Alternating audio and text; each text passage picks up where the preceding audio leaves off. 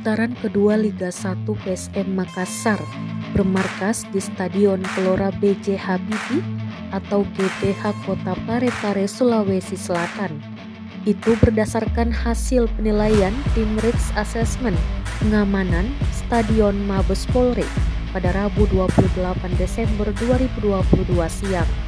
Hasil audit diserahkan kepada penanggung jawab terkait penyelenggaraan pertandingan putaran kedua Liga 1 Indonesia. Kadis Porapar Parepare, Amarun Agung Hamka mengatakan Stadion Gelora B.J. Habibie mendapatkan poin penilaian 74. Ada 4 kategori penilaian Mabes Polri, yaitu kurang, cukup, baik, dan sangat baik. Alhamdulillah, Mabes Polri menilai stadion dapat nilai 74,20 dengan kategori baik, katanya. Dengan poin ini, PSM Makassar memastikan diri akan bermain di Stadion GBH Parepare di putaran kedua Liga 1.